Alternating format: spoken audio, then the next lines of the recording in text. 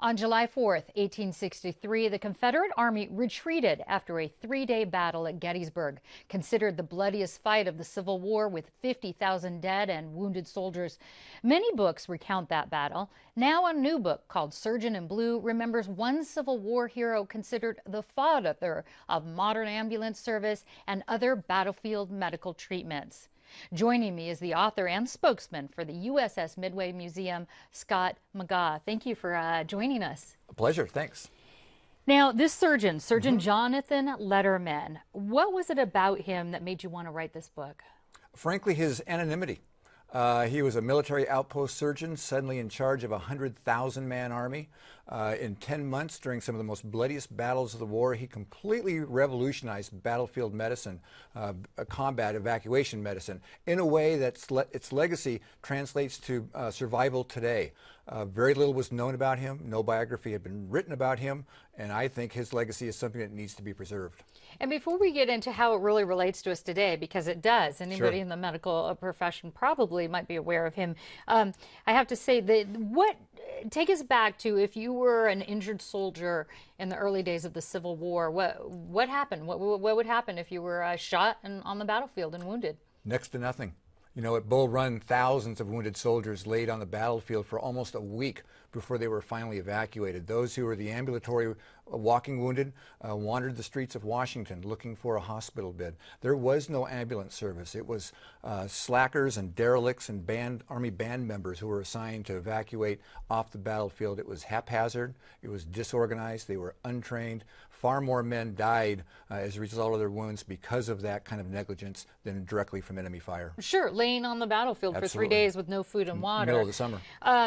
Tell us what Letterman changed, specifically when you talk about these ambulance services and getting people to the hospital. Well, Letterman was a master organizer combined with a great deal of compassion. He recognized that, number one, men had to get off the battlefield quickly, and not just off the battlefield through an organized professional ambulance service, but there had to be organized aid stations and field hospitals and a sense of triage that did not exist at that time. So he put together very, very quickly, only 2 months before Antietam, a comprehensive system, acquired the authority to implement it so that a soldier not just was evacuated by nightfall, he went to an aid station, there was someone there waiting to take him to a hospital, and he was getting the kind of treatment he needed that he didn't get early in the war. And it was far-reaching because there weren't enough hospitals, certainly, to handle the kind of wounded. So they were also held in farms and people's homes, and he would go in and scout these out. Yes, at Gettysburg, he identified and assigned more than 100 hospitals. And when we say hospitals, to your point, we're talking about barns, farmhouses,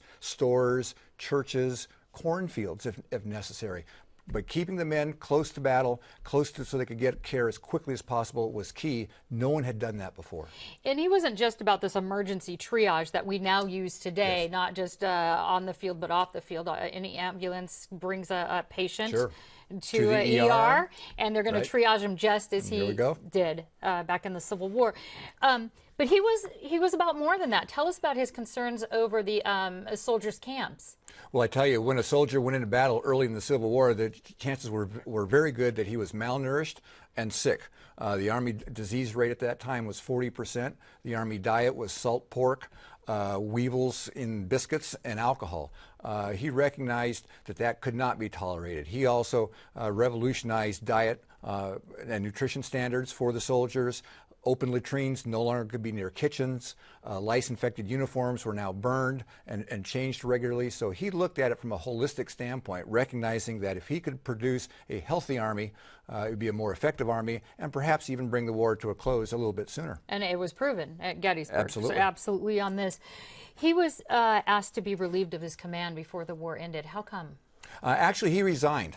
After 10 months in 3 of the war's bloodiest battles, more than 40,000 casualties, wounded men were under his care. He asked for a transfer shortly after Gettysburg, shortly after he married in his mid-30s, spent a year on the outskirts of the war, and then resigned just about the time that his system was enacted as federal law by Congress and made mandatory in every Union Army for the rest of the war. And ultimately, we're out of time, but he burnt out, basically, to put it succinctly, and ended up moving to San Francisco and doing what? Became coroner for 2 terms, dying tragically at the age of 47. Okay, well, a lot more in your book. Surgeon in Blue, author Scott McGaugh.